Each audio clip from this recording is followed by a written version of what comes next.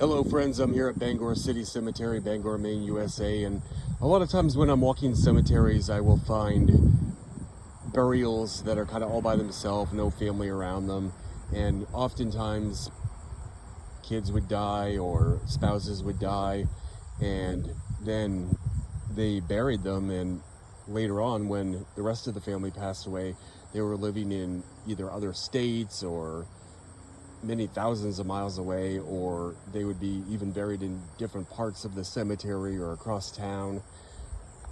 But this one kind of stuck out to me. He's all by himself here in the newer section of Bangor City Cemetery. You got some graves beyond him, but he's right on the end here near the road. And this is Herbert Smith. He was a 10-month-old infant. Very hard to read that stone because it has a lot of moss on it, but September 1906 to July of 1907, Mount Hope Interment Records have his mother listed as Lulu Smith, no father listed. But thought I'd pay tribute right there. You don't often see a thicker stone like that for an infant, but pretty cool that it's held up for so long. 118 years. And then there was another family that kind of stuck out to me too. So we'll walk this gravel side road.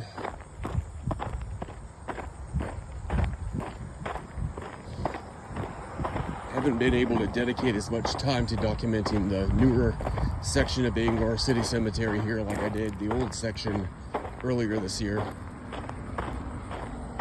But I'm trying to get as much documented as I can before winter time.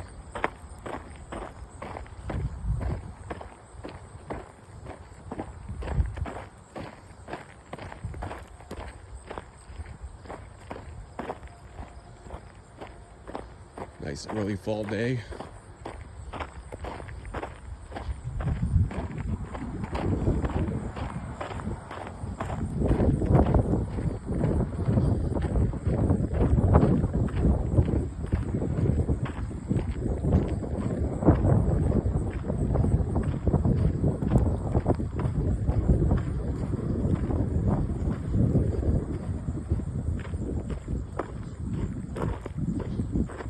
A lot of mix between the late 1800s and the early 1900s, and some right up to the modern times in this section. But here we have Lizzie D, or Elizabeth, wife of John A. Sterrett, died July 15 of 1881, aged 23 years, 1 month and 15 days. John lived to 1905 and remarried. He's actually buried somewhere in Mount Hope over that way. Was not buried here with his wife, his first wife. And they had a young son, Freddie E., son of John A. and Lizzie D. Sterrett. Died March 25th of 1890. He was 12 years, 2 months, 17 days. And I've recognized this inscription as one I've seen before. So there were common inscriptions that were used back then. Probably a big book that people would pick out an epitaph from that they liked, that they felt would be fitting. And you can see the right side of the stone is crumbled and lost to time. It's broken, but you can read most of it. It says, "'Tis a little grave, but oh have care, for worldwide hopes are buried there. How much of light, how much joy," I can't read the word joy, but I surmise that's what it says, "is buried with a darling boy." So little Fred Sterrett died 1890.